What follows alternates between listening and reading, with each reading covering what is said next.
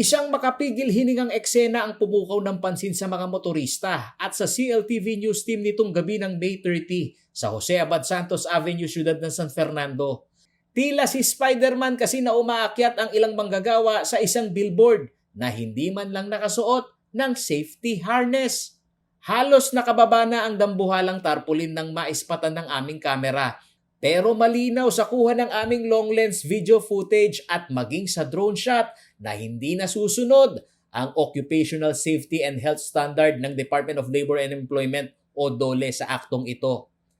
Sa gabing yon, tinangka ng news team na usisain sa pamunuan ng naturang gusali na kung saan nakapatong ang billboard at nagtatrabaho ang mga obrero pero hindi kami pinahintulutang makapasok. May paglabag sa batas ang may-ari ng billboard. Ito agad ang puna ni DOLE Region 3 Director Geraldine Pandillo nang aming ipakita ang mga larawan at video. Yun pong nakita natin at ng mga motorista na pag-work po on heights. Kung baga mataas po ito dahil billboard po ito, pagtatanggal po ng billboard o kung ano man po yung nakalagay sa billboard, ay kailangan po na merong safety harness ang mga tao na nakahook po sa lifeline para po hindi po ito magkaroon ng problema should there be yung bigla pong nag-trip siya or dahil ito po kasi hazardous po yung ginagawa ng tao. Direkta umanong may pananagutan ng may-ari ng billboard kung personal itong kumuha ng manggagawa para magbaba ng tarpaulin. At kung may kinumisyon naman na manpower agency, ay maaari din umano itong makasuhan.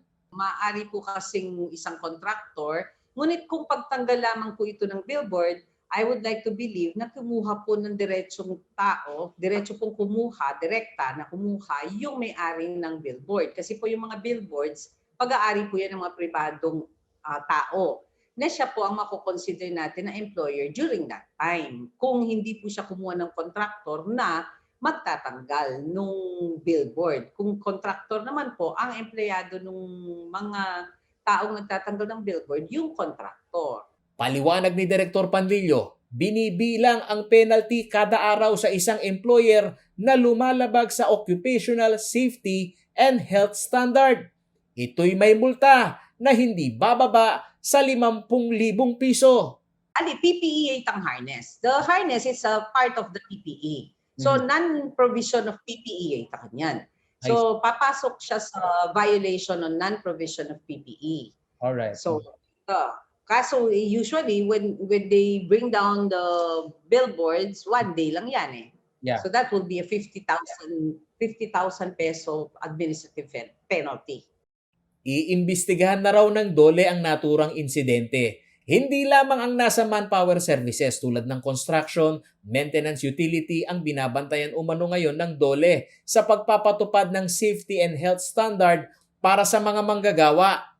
Ngayong pandemya ay nakatuon din sila sa sumbong ng ilang manggagawa ng BPO company dahil sa reklamo na hindi pagpapatupad ng health and safety standard kaugnay ng COVID-19 prevention sa mga pasilidad.